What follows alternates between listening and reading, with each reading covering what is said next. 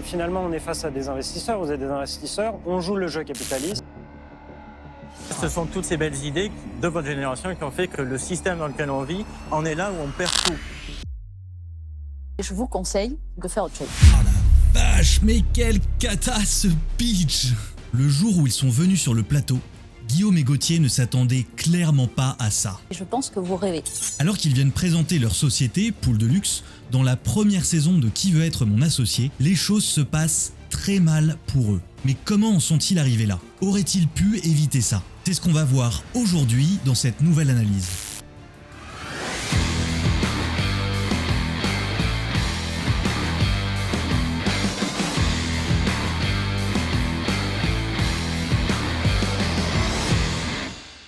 Guillaume et Gauthier, c'est deux amis qui ont lancé un projet autour des poules et qui se définissent comme néo-paysans. Alors déjà là-dessus, j'avoue que je comprends pas bien ce terme de néo-paysan, ça fait un peu novlangue, mais c'est que mon avis. Leur ambition, c'est de préserver les races de poules qui sont en voie de disparition. Et pour ça, ils ont une idée. Alors en fait, aujourd'hui, Pool de Luxe, l'objet de la société, pour être très clair, c'est une société qui conçoit, commercialise, fabrique des poulaillers, achat-revente de l'aliment pour les poules, qui est très intéressant, et achat-revente des poules. Donc on peut proposer un pack complet avec le poulailler, l'aliment pour 1 an, Et la poule. et les 4 poules. 4 poules, les aliments et la petite cabane. Voilà. Alors sur le papier, pourquoi pas, mais ça commence à se corser quand arrive le sujet des prix. Ça fait combien? Donc c'est 3 500 € le pack complet. Combien? Il est à 2005 vide et il y a un modèle plus petit à 1005. Les réactions des investisseurs sont très claires, c'est beaucoup trop cher. Qui peut mettre 2500 € dans un poulailler? Ça me paraît très très cher. Super cher. Je passe sur la suite du pitch et sur les réponses de Marc Vanov et de Catherine Barba qui annoncent directement qu'ils ne vont pas suivre. Donc je passe mon tour. Je vais passer. Et on va tout de suite à l'élément déclencheur, la réaction de Delphine André. Je pense que vous vous trompez de cible et je pense que vous rêvez. Il se trouve que moi j'ai un poulailler et j'ai des poules. J'ai acheté mon poulailler sur internet, il m'a coûté moins de 600 €. 6 poules dedans, ça fait bientôt 6 ans et il se porte très bien. Vous êtes dans quelle région? Le sud de la France. Par exemple, nous on est en Mayenne et tout ce qui est zone Mais humide dans peut-être, le nord de la Loire. je continue si vous bien sûr. voulez. Vous nous demandez 60 000 € pour construire 10 poulaillers que vous vendrez à 2500 € si c'est des poulaillers comme celui-là. Ça fait 25 000 € de poulailler en chiffre d'affaires. Donc ça veut dire qu'en marge, il n'y a rien du tout. Et pour le reste, vous allez faire des foires et vous allez vendre quoi? Rien. Donc en fait, votre modèle économique, il est complètement... il ne marche absolument pas. Donc c'est la raison pour laquelle je vais passer. Et je vous conseille de faire autre chose. Alors, c'est un poil agressif, mais ce qui nous intéresse, c'est surtout la façon dont vont réagir les deux entrepreneurs. Juste pour recontextualiser, donc nous on est des néo-paysans, on travaille dans le monde agricole, on travaille sur des fermes, donc on ne rêve pas, les poules on sait ce que c'est, on vit avec elles au jour le jour, donc on n'est pas en train de rêver. Puis c'est au tour de Frédéric Mazella de donner sa réponse. J'ai un problème avec le prix du poulailler quand même. Il y a des alternatives à 500 €, alors peut-être pas aussi bien, mais enfin, quand même c'est difficile de vendre un produit 5 fois plus. Et là, malgré le calme et le pragmatisme de l'investisseur, ça repart de plus belle. Et ça, ce sont toutes ces belles idées de votre génération qui ont fait que le système dans lequel on vit en est là où on perd tout. Donc notre génération, elle est peut-être utopiste et idéaliste, Je suis pas si mais vieux le que ça, monde je en suis va de gentil. changer et les poules, il y en a de plus en plus. Puis une histoire de génération, je pense que je suis quasiment la même génération que vous, donc Ouais, mais les modes de pensée sont le sautent les générations. C'est aussi, vous dites, c'est un prix très élevé.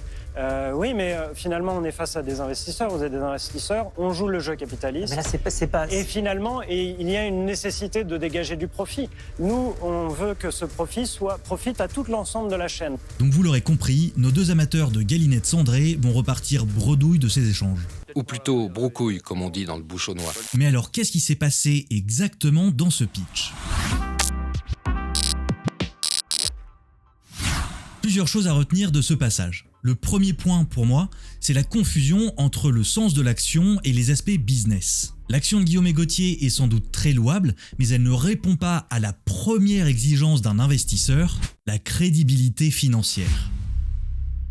Delphine André le dit, elle a acheté son poulailler pour moins de 600 €, soit un tiers du produit le moins cher qu'il propose chez Pool de Luxe. Donc le prix semble en totale inadéquation avec le marché, et ça se confirme quand Guillaume nous apprend qu'ils n'ont pour l'instant que 2 précommandes. Même s'il croit au sens, au why du projet. Comment voulez-vous qu'un investisseur réalise de projeter une plus-value en investissant dans une entreprise comme celle-ci? Le gros problème ici, c'est que le why outrepasse largement le pragmatisme économique. D'ailleurs, cette réaction ne va pas non plus rassurer les investisseurs. On joue le jeu capitaliste. Mais là, En disant ça, n'importe qui entendra qu'ils sont complètement détachés des aspects financiers. De quoi repousser tous les investisseurs potentiels parce que le rôle d'un investisseur, c'est de choisir ses projets en fonction de deux choses. Bien sûr, il y a le sens de ce projet, c'est-à-dire l'accord entre la vision et ses propres valeurs. Mais encore une fois, et j'insiste sur ce point, la première préoccupation d'un investisseur, c'est d'obtenir un retour sur investissement, pas de perdre de l'argent. Sinon, ça devient du mécénat, pas de l'investissement, et c'est tout à fait louable, mais ça n'est pas l'objet de cette émission. Le deuxième problème, et c'est même sans doute le plus important, c'est leur réaction. Certes, ils comprennent vite que les investisseurs sont réticents. Certes, la remarque de Delphine André peut sembler un poil agressive. Et certes, il y a la pression des caméras. Mais bon sang, on n'engueule pas un investisseur. Le sentiment que j'ai, c'est que pour eux, le pitch, ça se termine à la fin de la présentation et que là, d'un coup, ils relâchent la pression. Donc ils vont prendre toutes les remarques de façon personnelle, se placer sur la défensive et contre-attaquer. Alors ce que je vous propose, c'est de s'attarder ensemble sur ce point pour que vous puissiez en tirer des leçons. Et juste avant ça, je voulais aussi vous parler de ma newsletter, le Mégaphone. Le Mégaphone, c'est un mail toutes les 2 semaines avec mes actus, des ressources, des conseils, des méthodes pour faire de votre parole une alliée dans votre croissance professionnelle. En bref, la première newsletter dédiée à 100% à la parole des pros et pas aux pros de la parole. C'est aussi 100% gratuit, le lien est dans la description et nous, on reprend. Quand vous êtes face à des investisseurs, la partie présentation, en réalité, c'est que le début. Et je vais même vous dire, pour moi, la partie question-réponse, c'est ce qu'il y a de plus important. Dans le pitch, on suscite de l'intérêt et on pose le cadre de la discussion. De quoi on parle, qui on est, d'où on vient, où on va. Mais c'est dans l'échange qui suit que l'investisseur va réellement prendre sa décision. Pas avant. Parce que c'est le moment où il va exposer ses objections et attendre vos réponses. Alors d'abord, c'est quoi une objection? C'est la manifestation d'un intérêt qui a besoin de rassurance. Regardez sur LinkedIn.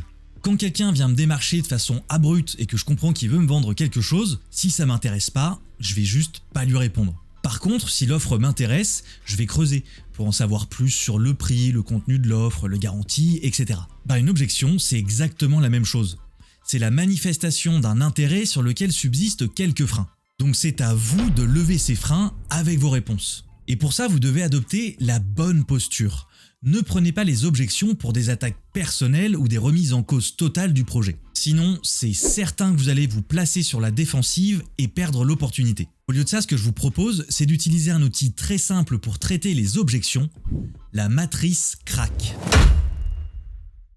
Ça se passe en 4 étapes. C'est pour creuser. Une question peut en cacher une autre plus profonde. Donc on va prendre d'abord un temps pour poser quelques questions afin de bien comprendre la question que se pose votre interlocuteur. R pour reformuler. Là on va donc reprendre la question initiale en y incluant les informations qu'on aura glanées pendant la première phase. Ça donnera par exemple, donc si je comprends bien, votre question c'est de savoir à quel marché s'adressent nos poulaillers avec ces prix-là, c'est bien ça? Ensuite A pour argumenter. Là, je m'étale pas, on répond à la question qu'on aura formulée juste avant. Juste un conseil là-dessus, faites simple.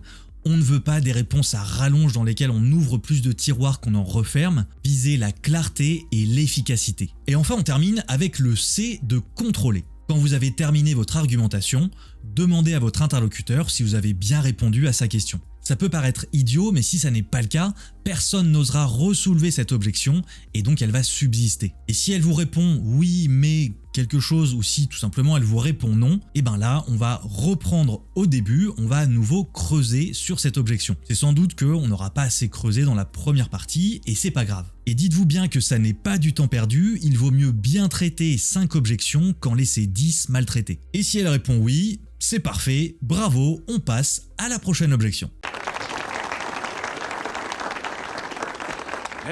Donc je récapitule. Abordez les objections avec un mindset ouvert. Ça n'est pas une remise en cause personnelle ni une attaque contre votre projet. Et puis on traite avec le modèle CRAC, creuser, reformuler, argumenter et contrôlé. Et puis, quoi qu'il arrive, on n'engueule pas les personnes qui sont en face. En ce qui concerne la suite pour Pool de Luxe, j'ai pas trouvé beaucoup d'infos. Leur site internet n'existe plus et la page Facebook n'est plus alimentée depuis 2021, donc j'imagine a priori que le projet a été stoppé. Et j'espère malgré tout que ces deux entrepreneurs auront su rebondir. Si cette vidéo vous a plu, je vous invite à aller voir les analyses que j'ai réalisées tout au long de la saison 4, je suis sûr que ça vous intéressera. Et je pense que l'échange d'1 heure que j'ai eu avec Jean-Pierre Nadir vous plaira beaucoup lui aussi. D'ailleurs, on est en train d'organiser un deuxième épisode avec Jean-Pierre, donc pensez à vous abonner pour ne pas rater ça, et puis envoyez-moi vos idées de questions à lui poser dans les commentaires. Allez, ciao!